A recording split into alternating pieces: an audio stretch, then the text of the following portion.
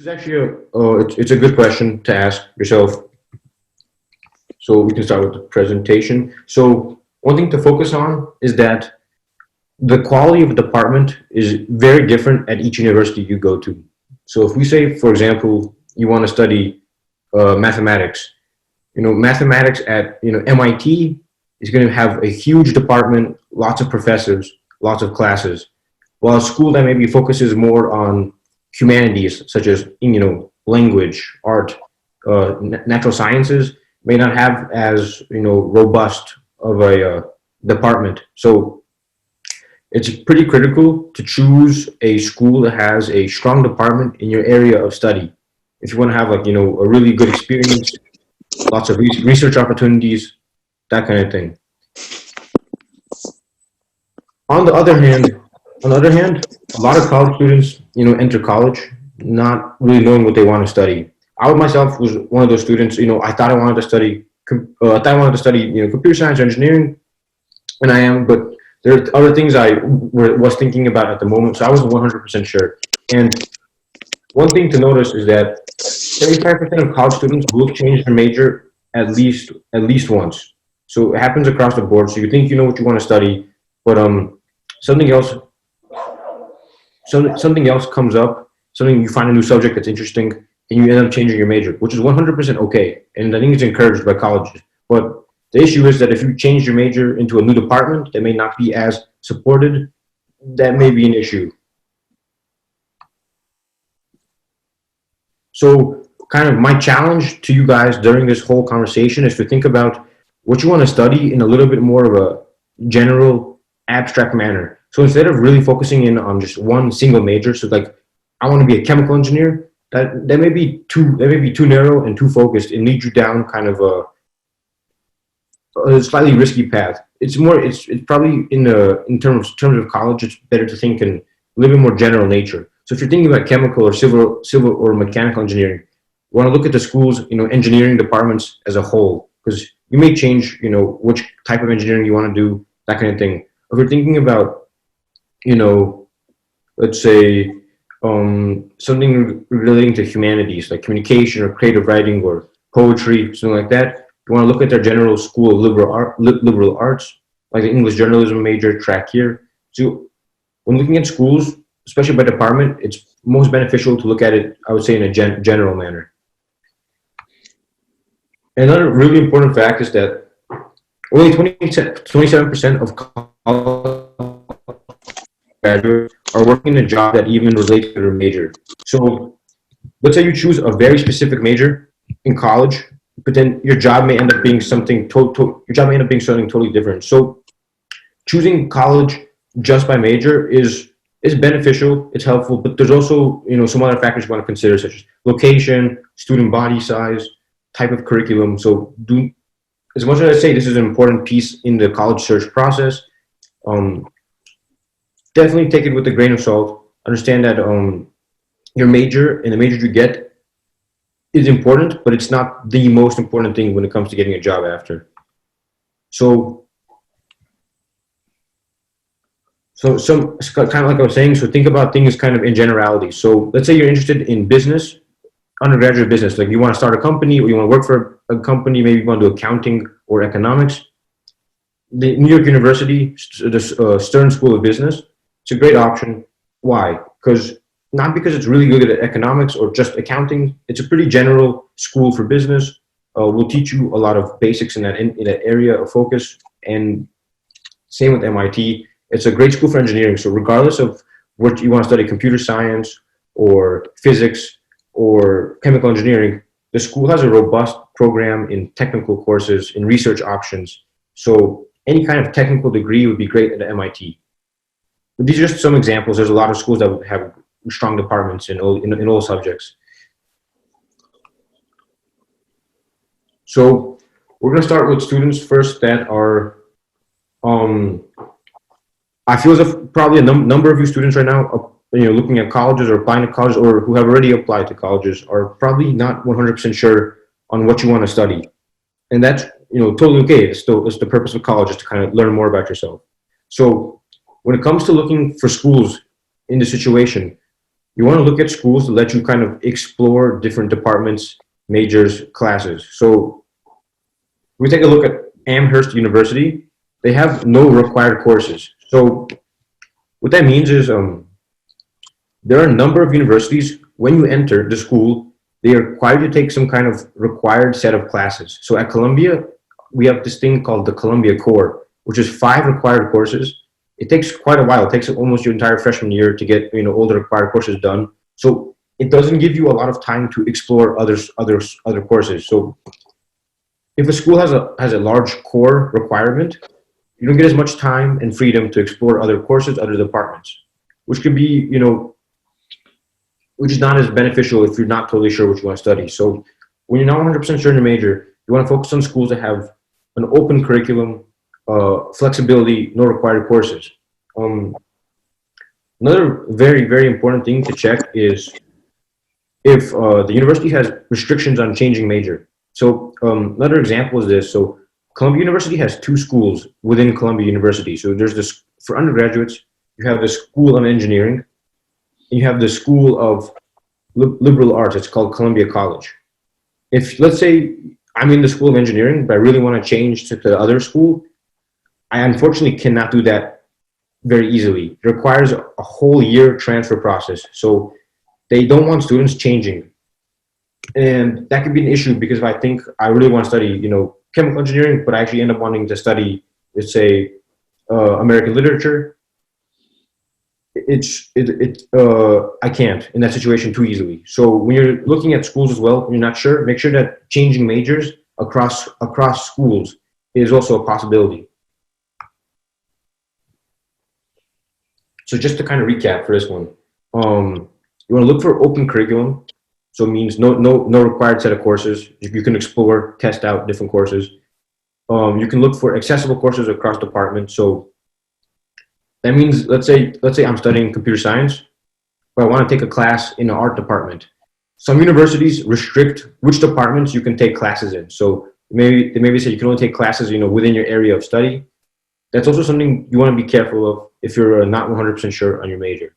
And another great option is, if you're not sure, is schools allow you to pass fail. So Brown University, very well known for allowing all their first year students to pass fail every single one of their classes. So let's say I'm really interested in just trying out architecture, or I'm interested in trying out, medicine. And I can actually just pass fail a class there, which means I don't get a grade for it. I can just take the class, see if I'm interested in it. I get credit for the class, just it won't affect my GPA in the long run. So it's a helpful option to try out classes without too much pressure. And a number of universities allow you to pass-fail classes. Brown University is a good option. And I would advise every single one of you to reach out to your schools, check their websites, see what their restrictions or requirements are on changing major, changing department, that kind of thing. Okay, so the first kind of piece was focused on people who may not be 100% sure on what they want to study. Next thing is, if let's say you do know what you want to study. So let's say in high school you really liked biology, you think you want to be a doctor. What should you do? How should you look for departments that would be strong? So there's a couple of strategies that you can follow for this. First one is focused on looking for renowned professors and research labs. So there's a research topic, industry, something in that like scientific nature that has research, produces research, has laboratories working on it. You can look for things that you find exciting, efforts that you want to be a part of, and look for colleges in that sense. You can look at, the second piece is looking at regions where industry of choice is, popular. So let's say you want to go into fashion. What are the hotspots of fashion around the world? What schools are next to them? And last option is always you can check guides and rankings. So just a little bit more detail now.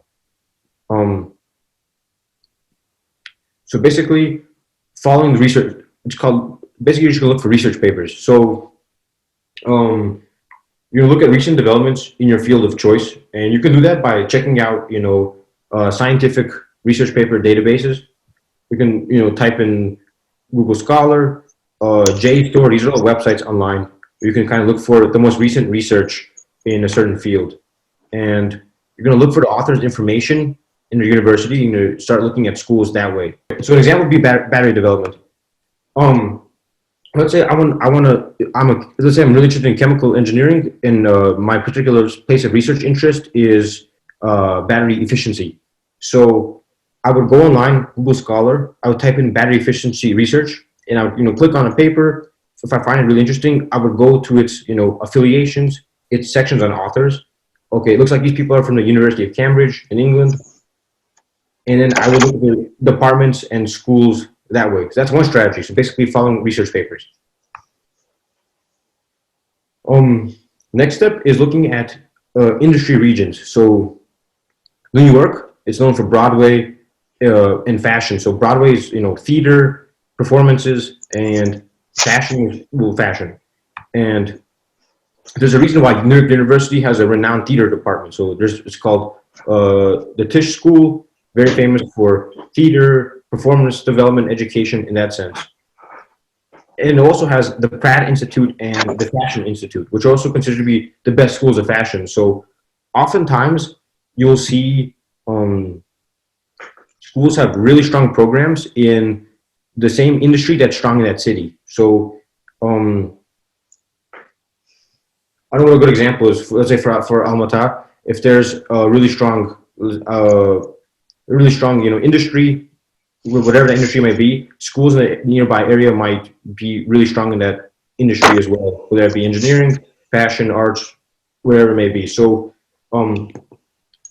look at your industry of choice, or what you want to, maybe what job or industry you want to work in the future, and what are some hotspots for that around the world, and then look at schools nearby for that. And that might be a good way to kind of look for schools as well. And then step 3 is, you can always check rankings. Rankings, they're both good and bad. Rankings don't always mean much, but do help you choose departments, strong departments, because rankings are based on number of tenured professors, how much research is being produced from that university, that kind of piece. So they do show the strength of department. So, for example, I put the link in the presentation, but this is a U.S. News, their department search tool. So you can go here, you want to do sciences, computer science, and it'll show you strong schools ranked that way. So you can also search through a lot of programs and schools in that sense.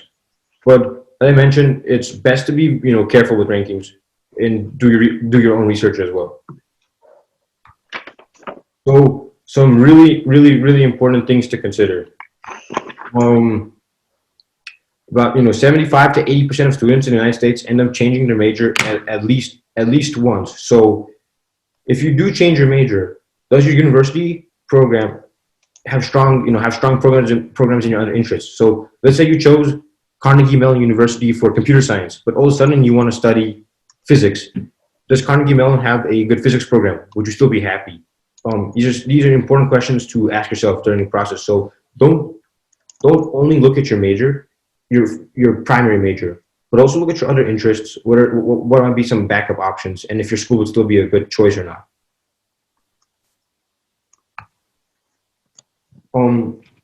Another thing to think about when choosing, really strong or popular departments. So a good example of this is Stanford. So Stanford has, in the most recent, incoming class, 44% have, declared or said that they have been interested in computer science. That's almost half of the incoming student body is now computer science. So that means classes in that department are enormous.